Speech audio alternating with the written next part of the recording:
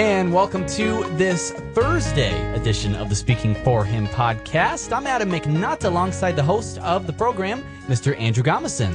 Hello, Adam. It's great to be with you. And yes, it is Thursday because it is the Independence Day. And I knew that if we kept with our regular Friday schedule, we would be with you after the holidays. So I thought, let's do a Thursday. So here we are. And how have you been doing, Adam? Been doing very well. Good to be here as always. All right, well, it's great to be here with you too, as I already said, but I'm very excited about this episode. As anybody that's listened to the Speaking for Him podcast knows, if they have for any length of time, I really appreciate doing holiday podcasts. And this holiday is perhaps one of my favorite because it really goes to the heart of what it is, what being an American and being a God-fearing American is all about. We have a great godly heritage in our country, and I think that if we really examine the roots of Independence Day, we will see that, and we need to fight to preserve that.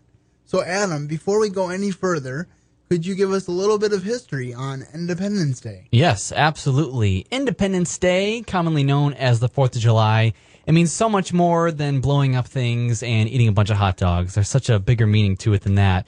It is a federal holiday here in the United States when we commemorate the adoption of the Declaration of Independence on July 4th, 1776. And that's when we declared independence from the Kingdom of Great Britain. Now, Independence Day is commonly associated with fireworks, parades, barbecues, carnivals, again, hot dogs again, and all that great family stuff that we do and enjoying our freedom. But it's also known as a way to celebrate our freedom. And when it all started back there in 1776. Now, historians have long disputed whether Congress actually signed the Declaration of Independence on July 4th, even though Thomas Jefferson, John Adams, and Benjamin Franklin all later wrote that they had signed it on that day.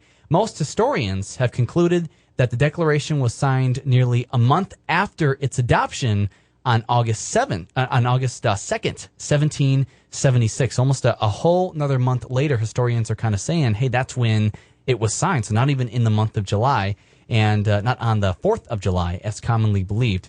In a remarkable coincidence, both John Adams and Thomas Jefferson are the only signers of the Declaration of Independence later to serve as presidents of the United States. Now, I'm not sure if you thought that, Andrew, maybe others were also serving. I actually thought there were more from the Declaration of Independence that were presidents, but it was just John Adams and Thomas Jefferson, which also a coincidence. They both passed away on the same day.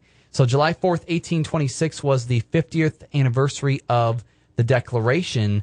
And as we fast forward now here to today, what we celebrate with fireworks and with spending time with family and friends, and of course, once again, those hot dogs that we grill on the barbecue. It's all about celebrating our freedom, and that is how Independence Day came to be many, many years ago, starting back in 1776. Yes, and it's very easy, I think, to forget about the significance of that day. And in a few minutes, we're going to actually read for you the Declaration of Independence, because I think it's very important for people to become familiar with their founding documents. I think it's very hard to defend a document that you don't know anything about, and it's very easy to disparage a document that you don't know anything about. Absolutely. And I think the same thing applies for the Bible. If I can make a biblical emphasis here, that a lot of times people will tell us, well, the Bible says this. But then your next question to them, if it doesn't sound like it's in accordance with sound doctrine, is, have you read the Bible? Do you know what it says? And for us, in order for us to be able to ask that question with a good conscience, we need to have already read the Bible. We need to know the source, so that when we challenge someone, have you read the Bible, we're not being a hypocrite about it. So I think that there's application both to our country and to our faith to make sure that we are well-versed, as Paul says, rightly dividing the word of truth. And when it comes to the founding documents, I think that it's important on a country level as well. I remember watching an old show an episode of the show Monk. I don't know if you're familiar with that. Oh, yeah. Love that show. But the monk makes a comment that that the person that he knew that the person that he was investigating was in the process of becoming a U.S. citizen. And she asked why, and he said, because you're reading the Constitution, and no one really does that anymore. Mm-hmm. And so I think, to me, that kind of, in a comical way, kind of hammers home one of the major problems that we're having in our country today. And I hope that as we revisit this document, it can help people to rethink this through and just think about their heritage and think about the importance of fighting for what is right and for the things that these brave men, these signers who we'll also read the names of later, really fought for. And as you're having your hot dog and as you're watching your fireworks show and as you're enjoying your time off with family, think about the great sacrifice that they have made and that people are still making for our freedoms. So I just wanted to throw that out there, and I hope this is a blessing to you. And so without further ado, I present to you the Declaration of Independence. Declaration of Independence. Action of the Second Continental Congress, July 4th, 1776. When in course of human events it becomes necessary for one people to dissolve the political bonds which have connected them with another, and to assume among the powers of the earth at the separate and equal station to which the laws of nature and of nature's God requires that they should declare the causes which impel them to the separation. We hold these truths to be self-evident, that all men are created equal, that they are endowed by their Creator with certain unalienable rights, that among these are life, liberty, and the pursuit of happiness, that to secure these rights, governments are instituted among men, deriving their just powers from the consent of the governed, that whenever any form of government becomes destructive of these ends, it is the right of the people to alter or to abolish it, and to institute new government, laying its foundations on the principles and organizing its powers in such form as to them shall seem most likely to affect their safety and happiness. Prudence, indeed, will dictate that governments long established should not be changed for light and transient causes. And accordingly, all experiences has shown that mankind are more disposed to suffer while evils are sufferable than right themselves by abolishing the forms to which they are accustomed. But when a long train of abuses, usurpations, pursuing invariably the same object, evinces a design to reduce them under absolute despotism, it is their right, it is their duty to throw off such government and to provide new guards for their future security. Such has been the patience, sufferance of these colonies, and such is now the necessity which constrains them to alter their former system of government.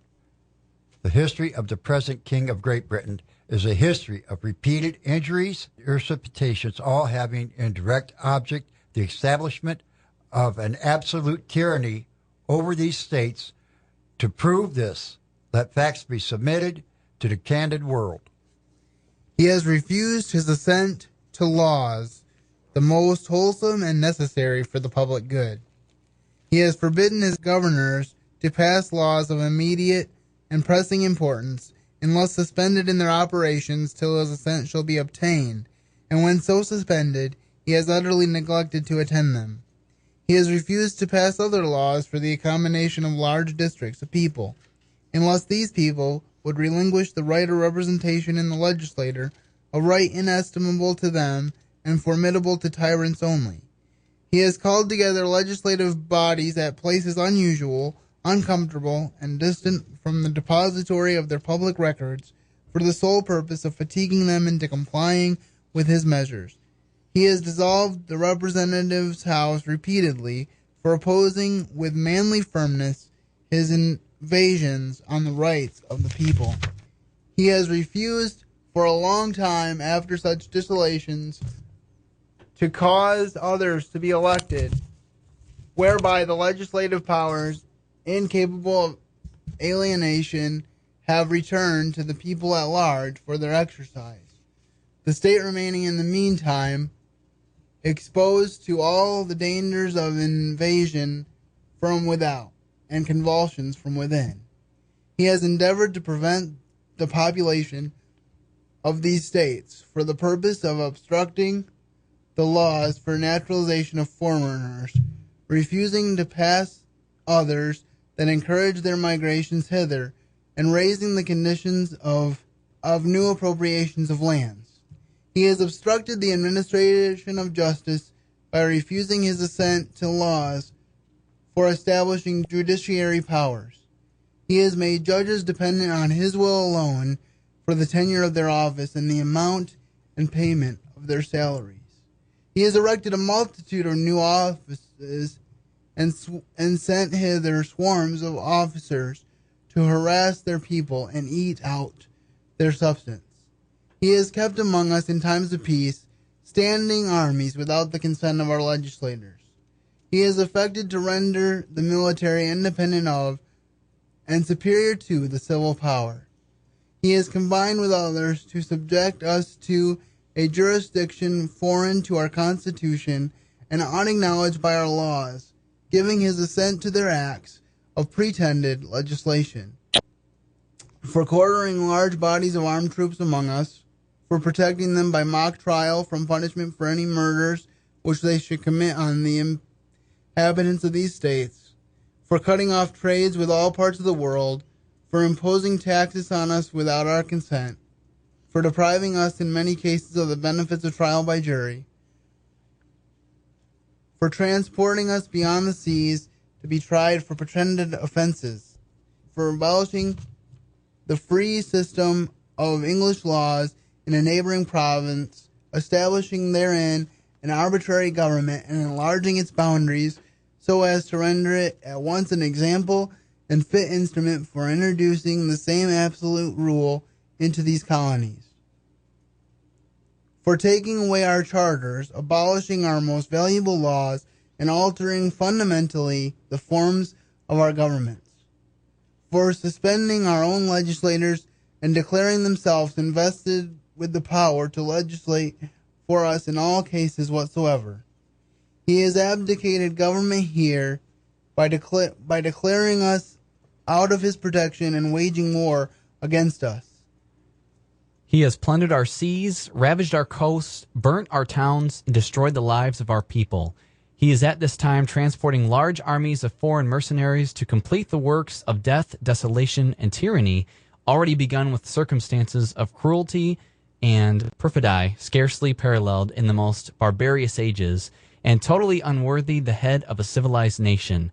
He has constrained our fellow citizens, taken captive on the high seas to bear arms against their country, to become the executioners of their friends and brethren, or to fall themselves by their hands. He has excited domestic insurrections amongst us, and has endeavored to bring on the inhabitants of our frontiers, the merciless Indian savages, whose known rule of warfare is an undistinguished destruction of all ages, sexes, and conditions. In every stage of these oppressions, we have petitioned for redress in the most humble terms. Our repeated petitions have been answered only by repeated injury. A prince whose character is thus marked by every act which may define a tyrant is unfit to be the ruler of a free people. Not have we been wanting in intentions to our British brethren. We have warned them from time to time of attempts by their legislature to extend an unwarrantable jurisdiction over us. We have reminded them of the circumstances of our immigration and settlement here. We have appealed to their native justice and magnanimity, and we have conquered them by the ties of our common kindred to disavow these usurpations, which would inevitably interrupt our connections and correspondence. They too have been deaf to the voice of justice and of consanguinity.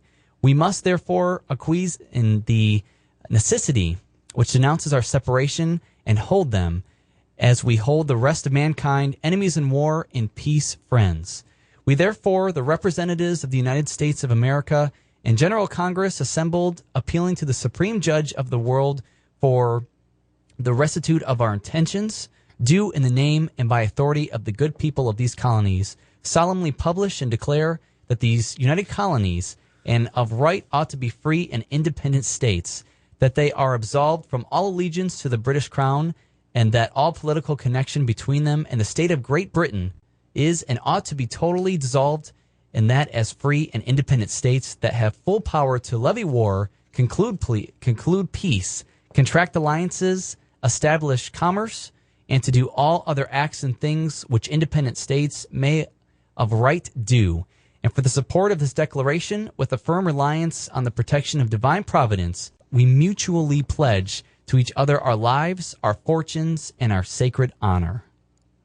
John Hancock, Samuel Chase, William Paca, Theodore Stone, Charles Carroll of Carrollton, George Wythe, Richard Henry Lee, Thomas Jefferson, Benjamin Harrison, Theodore Nelson Jr., Francis Lightfoot Lee, Carter Braxton, Robin Morris, Benjamin Russ, Benjamin Franklin, John Morton, George Clymer, James Smith, George Taylor, James Wilson, George Ross, Caesar Rodney, George Reed, Thomas M. Keene, William Floyd, Philip Livingston, Arthur Middleton, Button Gwinnett, Francis Lewis, Lewis Morris, Richard Stockton, John Witherspoon,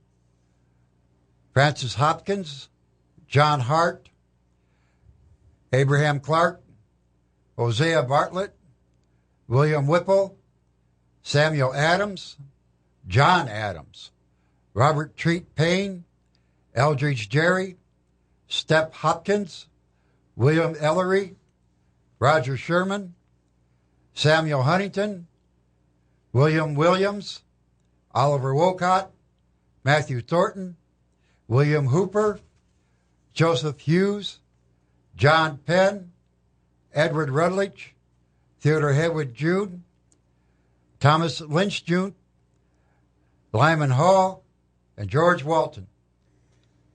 Well, that probably wasn't the most eloquent reading of the Declaration of Independence you ever heard, but I do hope that you were able to listen to this and to hear some of the passion that went into the Founding Fathers writing this document, putting down their feelings. You know, they had a very detailed reason why they were declaring independence from Great Britain. If you remember, about 150 years before that, well, obviously you don't remember it because you weren't there, right. But if you remember in studying your history, you will find that the Pilgrims came over in 1620, and in their Mayflower Compact, they established their colony in the name of the Lord, but also in honor and reverence to their dread sovereign, King James. So the people that originally came over to America, they wanted to honor their king. It wasn't an issue of saying, we just want to leave everything about our king behind. They endeavored to honor their king. He did not listen to them, and he was constantly undermining them as a free society. And so they declared independence from Great Britain and did so that they could create a better life for themselves and ultimately for you and I. And so I hope that as you listened to this reading, that it helped to remind you what the 4th of July is all about. And I'm a patriot. I love my country. And I just want to close with this, and that is that Alexis de Tocqueville said that America is great because America is good. And if America ever ceases to be good, she will cease to be great.